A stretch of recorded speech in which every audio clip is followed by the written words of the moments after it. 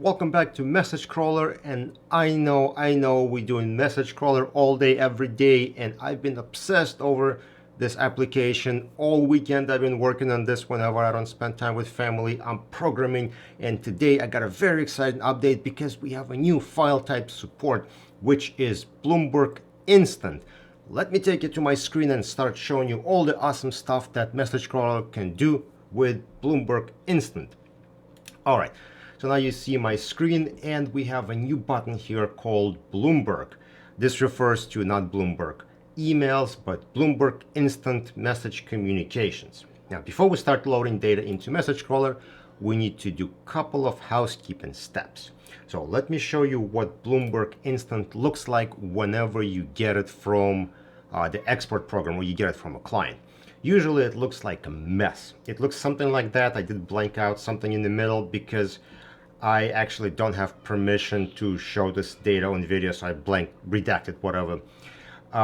So here's what you see here is you get lots of different files. You have like the audit, you have audit in delimited file format, in a text format, all kinds of stuff. There are two things we are interested in. We're interested in this xml.zip. This is where our metadata is located. And we're interested in our attachment. So XML, ATT, tar, gz, so tar, gzip, this is a Unix format for whatever reason. So it's just like a zip file. So what we want to do is unzip our XML and XML attachments. And then everything else we can delete, you can leave it. But what I usually do is I make a copy of everything, unzip, and I get rid of everything I don't need just to have a nice, clean folder structure. So the way I make it look is something like this. So we'll get our XML file, and then we have a folder with identical name, just like that contains attachments. Now, it's important not to put any subfolders in attachment folder, and I know sometimes those tar.gzip files may contain extra folders. They come in all kinds of shapes and sizes, and I don't know if there is a proper standard, or I don't know what makes a difference. If there is like an export settings you can click on, but I've seen few variations. So what you want to do is just have an XML in the root, and then your attachments without any subfolders in these folders with the matching name to XML. Once you have that, now we can go to Message Crawler, click on Bloomberg, and you'll be greeted with sort of familiar screen where we can import Bloomberg into memory first. So here we can select our XML file, but one thing we can do is select multiple files because normally you're going to get a lot of these. So doing this one at a time would get boring pretty quickly. So you have an option of selecting multiple, clicking open, and now you see that two files were loaded into the memory. So what we did is just read the XML file. Now we can do two things. We can export to a DAT file. So if you're not interested in RSMF conversion, you can just dump it out to a DAT file and then use it in concordance compatible environment, Relativity, whichever. Or you can load to grid. Now, of course, before doing that, you will assign some kind of control number because we assign control numbers to everything in the discovery, and this is no different. The other option you see here is append to grid. So if you already had some data in the grid before, you can take this and you can append it to existing grid. This is my plan into starting to mix different data sources. And we'll see how it works out, but this is one step towards that. What we're going to do right now is just going to say load to grid. Now, once it loads, I am going to have to blur out the screen because I don't have permission to show it to you guys. All right, so now we see the data that we loaded, and there's nothing special here. It's just a regular delimited DAT file that was sort of generated from XML. A few things of note. We have room ID. This is our conversation room. So this is where the room that people join, talk, and then they exit. Right, so that's a good field for grouping. And in fact, it'll be automatically mapped to conversation identifier. So you can use that. Is it perfect conversation identifier? It's really up to you to decide. A lot of discussion can be had about how to group these. I have separate videos on that. Other fields. So I separate username, I separate login name, and email. right? They're stored separately in an XML file. You may want them separately, or you can just ignore them. The interesting things here are from and from corporate.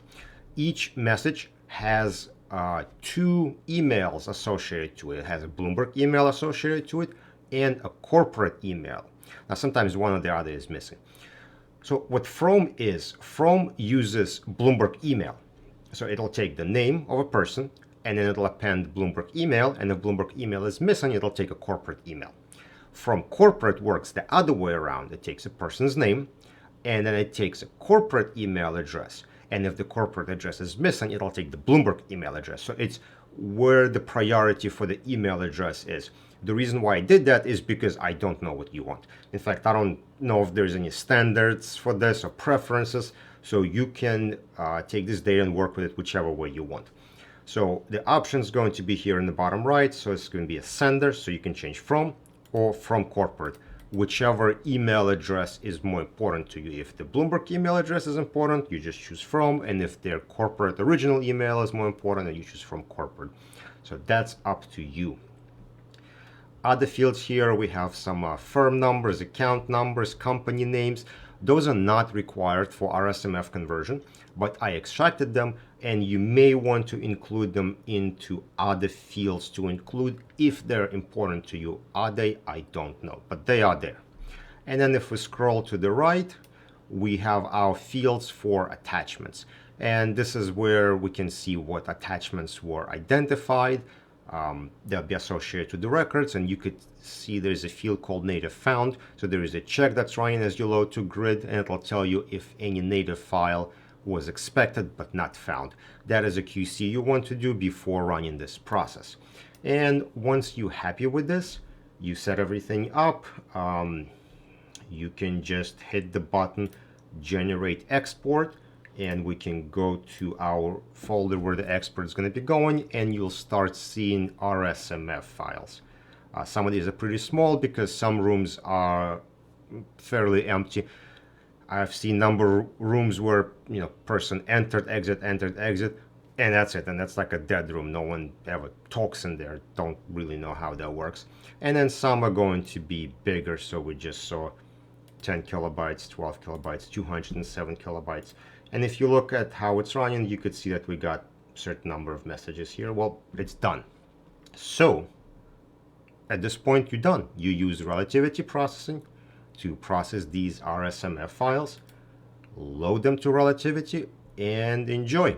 Oh, one thing I do want to say is I actually messed up on this export where you'll change your type of conversation from direct to a channel. So for Bloomberg, you do want to have a channel conversation and then generate export. One more thing as far as messaging platform, you can leave it either as SMS or you can type Bloomberg here. I've been looking up RSMF specifications, and I actually did not find a good list of messaging platforms. That's something I'll need to research, but this is a good start. Bloomberg and channel, and then you hit the generate export. I think that is it. I do want to say thank you to whoever sent this sample data to me. So yeah, I can't show any of this on the video, unfortunately, but thank you very much for sharing and letting me build this Bloomberg sample processing tool. This is still in beta. If you'd like to try it out, let me know. I have a full version of Message Crawler that's not beta, but it doesn't have this Bloomberg support yet. But version 2 with Bloomberg support is coming out hopefully soon. Okay, thank you for watching, and I'll see you in the next Message Crawler update.